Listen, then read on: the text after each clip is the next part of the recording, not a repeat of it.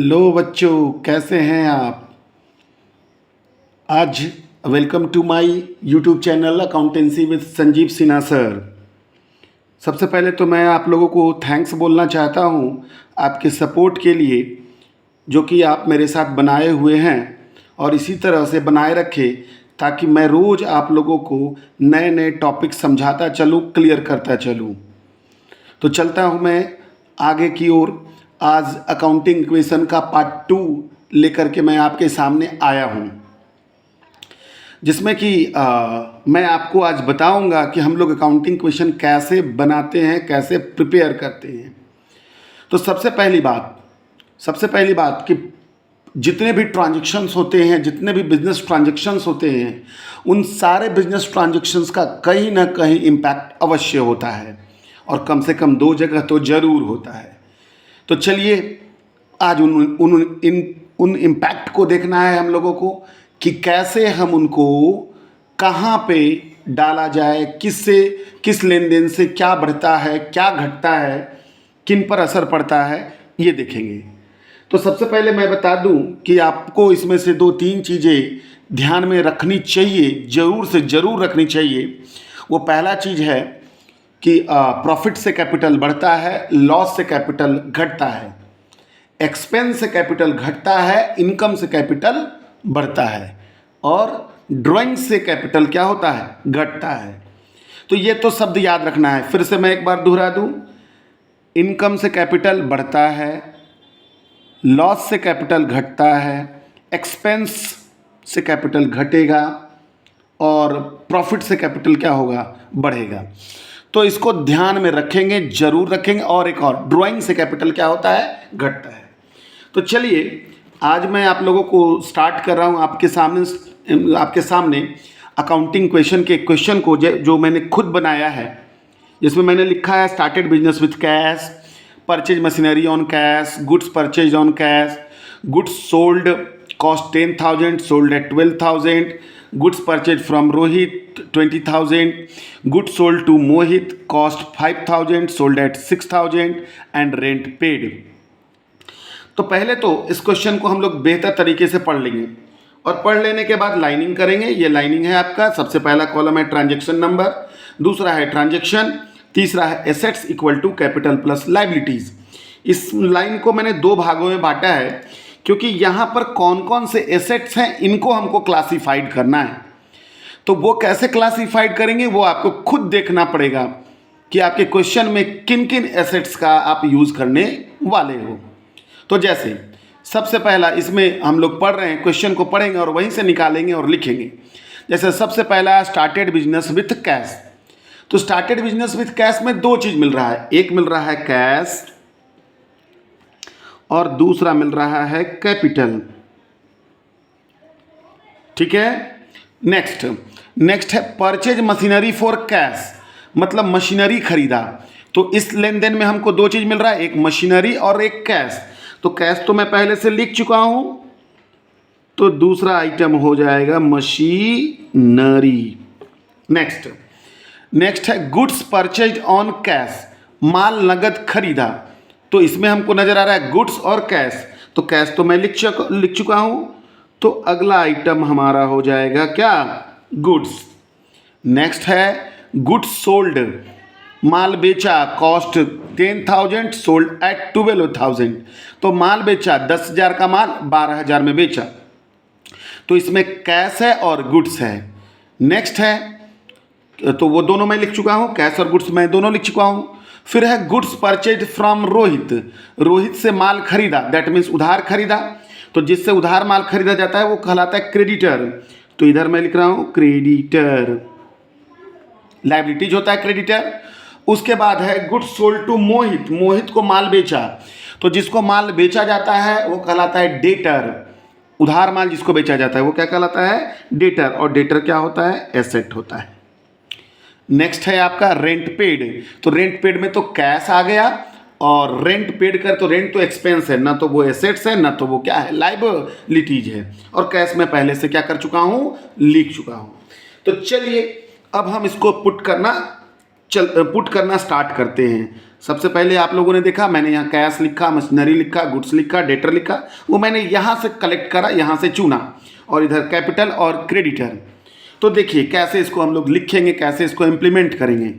जैसे सबसे पहला ट्रांजेक्शन है वो है स्टार्टेड बिजनेस विथ कैश।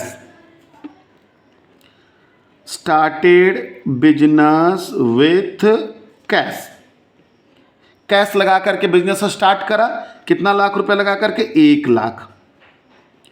तो 1 लाख लगा करके जब बिजनेस को स्टार्ट किया तो बिजनेस में कैश आ रहा है। तो कैश आ रहा है, कितना कैश आ रहा है भाई? 1 लाख। मशीन में अभी कुछ नहीं, गुड्स में कुछ नहीं, डेटर में कुछ नहीं। अब जिस धन से बिजनेस को स्टार्ट करा जाता है उसको कहते हैं कैपिटल। तो कैपिटल में 1 लाख और क्रेडिटर में कुछ नहीं। अब यहाँ एक बात ध्यान में रखोगे कि ये नहीं है कि यहाँ मैंने 0 लिख दिया, यहाँ 0 लिख दिया, यहाँ 0 लिख दिया। तो इसमें डिस्टेंस होना चाहिए, सबके सामने होना चाहिए। ये नहीं कि इसको चिपका चिपका करके लिख देंगे तो आप आगे आपको परेशानी हो जाएगी। तो अब मैं यहाँ लाइन करता हूँ, ये मैंने लाइन करा और मैंने लिखा इक्वेशन। ये मेरा पहला इक्वेशन तैयार हुआ। क्या? तो 1 lakh plus 0 plus 0 plus 0 equal to 1 lakh plus 0। आप देखो ये दोनों साइड बराबर होने चाहिए, इधर भी 1 लाख है, इधर भी 1 लाख है। देखो भाई मैं बता दूं आप लोगों को कि अकाउंटिंग इक्वेशन बनाने में कभी भी हड़बड़ी मत दिखाना, जल्दी मत करना। एकदम आराम से इसको बनाया जा सकता है और बहुत ही इजी तरीके से बनाया जा सकता है। ऑब्जेक्टिव में भी क्वेश्चन आ सकता है ना? तो ऑब्जेक्टिव में क्वेश्चन आ सकता है, किस पर क्या इंपैक्ट होगा उस पर भी मैं एक क्लास आप लोगों का लूँगा। तो खैर अब आ जाते हैं ट्रांजेक्शन नंबर 2। ट्रांजेक्शन नंबर 2 कह रहा है purchase machinery for cash. Purchase machinery for cash. कितना का मशीन नगद खरीदा? तो 20,000 का। अब देखो जब मशीन नगद खरीदा तो मशीन नगद खरीदा भाई, तो मशीन आया और कैश गया। तो मैं कैश में लिखूंगा -20,000, मशीन में प्लस करूंगा 20,000, गुड्स में कुछ नहीं, डेटर में भी कुछ नहीं लेकिन 0 लिखेंगे, कैपिटल में कुछ नहीं, क्रेडिटर में भी कुछ नहीं। आइए फिर से लाइनिंग। ये अब मैं पहला वाला में मैंने लिखा था इक्वेशन, अब मैं लिखूंगा न्यू इक्वेशन। तो 1 lakh minus 20,000 equal to 80,000, 0 plus 20,000 equal to 20,000, 0 plus 0, 0 plus 0, 1 lakh plus 0 equal to 1 lakh और 0 plus 0 equal to 0। Next, goods sold, cost है 10,000, sold at 12,000, sorry goods purchased on cash. तीसरा गुड्स परचेज्ड ऑन कैश कितना? तो goods purchased on cash है 15,000, 15,000 का माल नगद खरीदा। तो कैश में खरीदा यानी कैश मेरे पास से जाएगा 15,000, मशीन में कुछ नहीं, गुड्स आया मेरे पास, कितना का गुड्स आया? 15,000, डेटर में कुछ नहीं, कैपिटल में कुछ नहीं, लायबिलिटीज में भी कुछ नहीं। मैं स्केल का यूज कर लूं थोड़ा जल्दी हो जाएगा।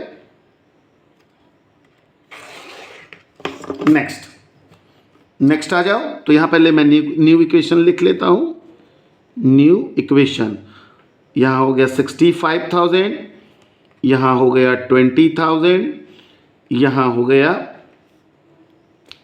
कितना? 0 प्लस 15, 0 फिर 1 लाख और प्लस 0, है ना? मैं इसको चेक करते चलता हूं। देखो इधर 1 लाख और इधर भी कितना हो रहा है? 1 लाख, तीनों को जोड़ करके। नेक्स्ट 4th नंबर में आ जाते हैं। 4th नंबर में लिखा हुआ है गुड्स सोल्ड, कॉस्ट है आपका 10,000 एंड सोल्ड एट 12,000। गुड्स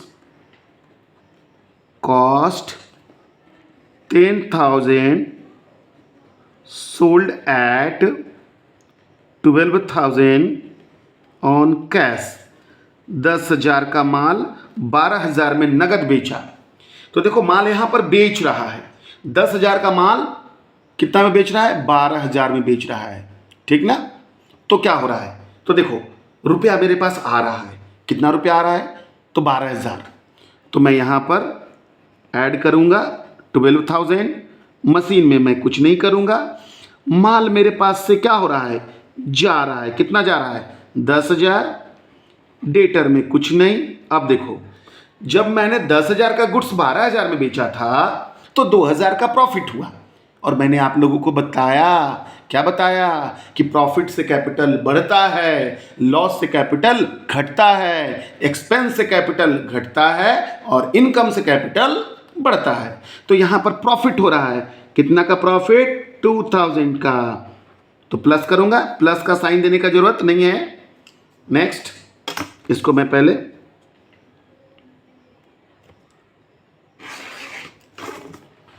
है ना, तो अब मैं फिर लिखता हूं न्यू इक्वेशन, कितना, 0,0,0,527 77 प्लस 20,000 प्लस, यहाँ प्लस में बचेगा कितना, 5,000 बचेगा क्योंकि 15,000 में से 10,000 गया, फिर जीरो, फिर 1,02,000 प्लस जीरो। जरा चेक कर लें, 5 2 7 5 12, 7 और 5 12, 7 2 9 और 1 10, ठीक है, 1,02,000 1,02,000 है ना। नेक्स्ट क्या है, तो goods purchase from Rohit, 5 number, goods purchased from Rohit, कितना का, तो रोहित से माल खरीदा है 20,000 का, ठीक है। तो जब गुड्स परचेज फ्रॉम रोहित, तो आप लोगों को पता है नाम का जब यूज हो गया, तो नाम का जब यूज हो गया भाई, तो ये तो क्रेडिट हो गया, तो ये क्रेडिट जब हो गया तो न तो कैश आया न तो कैश गया, मशीनरी में भी कुछ नहीं हुआ, गुड्स आया, कितना गुड्स आया, 20,000 का, डेटर में कुछ नहीं, कैपिटल में कुछ नहीं। अब जिससे हम उधार खरीदते हैं, क्रेडिट में खरीदते हैं, वो मेरे लिए कहलाता है क्रेडिटर, तो क्रेडिटर में प्लस 20,000 है ना। अब देखो फिर new equation 77,000 plus 20,000 plus 25,000 plus zero equal to 1,02,000 plus 20,000 है ना। बड़ा ही आसान है। 6 नंबर में क्या लिखा है मैंने, good sold to Mohit, cost है 5,000, सोल्ड एट 6,000, मतलब मोहित को माल बेचा, good sold to Mohit, cost 5,000, sold at 6,000, 5,000 का माल मोहित को 6,000 में बेचा। अब आ जाओ, तो सबसे पहले यहाँ नाम का यूज है, तो जब नाम का यूज है तो क्या ये नगद हुआ, तो नहीं है ना, तो कैश में कुछ नहीं, मशीन में भी कुछ नहीं, माल में कुछ तो होगा, गुड्स में तो कुछ होगा, तो गुड्स मेरे पास से क्या हो रहा है, सॉरी जा रहा है, तो -5,000 हो गया। अब देखो जिसको हम उधार गुड्स बेचते हैं वो मेरे लिए डेटर कहलाता है, जिसको हम क्रेडिट सेल करते हैं, है ना, तो डेटर मेरा बढ़ गया, कितना बढ़ गया मेरा, 6,000। अब देखो यहाँ 5,000 का गुड्स मैंने 6,000 में बेचा, तो 1,000 का प्रॉफिट हो गया, तो जब 1,000 का प्रॉफिट हो गया तो 1,000 के प्रॉफिट से कैपिटल क्या कर जाता है, बढ़ जाता है, तो मैं यहाँ लिखता हूँ प्लस 1,000 और यहाँ 0।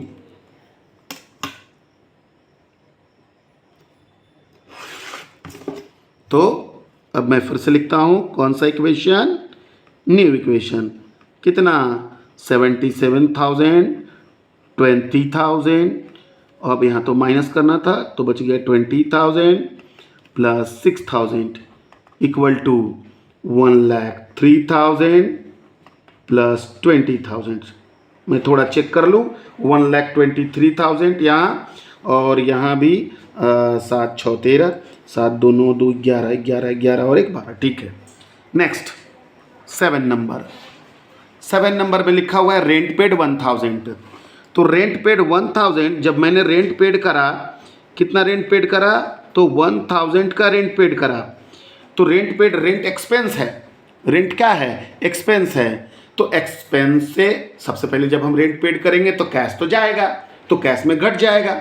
और दूसरी बात है, एक्सपेंस जब हो रहा है तो एक्सपेंस से कैपिटल क्या होता है, घटता है। तो यहाँ मैंने 0, यहाँ भी 0, यहाँ भी 0। अब यहाँ मैंने वो करा 1000 माइनस और यहाँ 0। अब जो मेरा आएगा लास्ट जब होगा तो उसे मैं दूंगा नाम, कौन सा इक्वेशन का, फाइनल इक्वेशन का। 76,000 plus 20,000 plus 20,000 plus 6,000 equal to 1,02,000 plus 20,000, है ना। अब इसको आप क्या करोगे, फिर से नीचे में स्केल से ये कर दोगे, है ना। तो देखो अब इसको चेक करके देख लें हम लोग, तो चेक करके देखते हैं, इसको जोड़ो तो 76,000 और फिर कितना हज़ार, 20,000, फिर है 20,000, फिर है 6,000, 0 0 0 6 6 12, 7 2 9 2 11, 11 12, 122 और इधर भी 122। इन दोनों साइड मेरा बराबर हो रहा है, इसका मतलब मैंने क्या करा है, सही बनाया है ना। तो बस यही है आपका अकाउंटिंग इक्वेशन का सॉल्व क्वेश्चन। आशा करते हैं आप लोग इसको बेहतर तरीके से समझ पाए होंगे। अपनी राय ज़रूर कमेंट में लिखें और इसी तरह से अपना प्यार बनाए रखें, ताकि मैं आपको और सब्जेक्ट्स में, थ्योरी सब्जेक्ट्स में भी आपको गाइड करता रहूं, पढ़ाता रहूं। Thank you.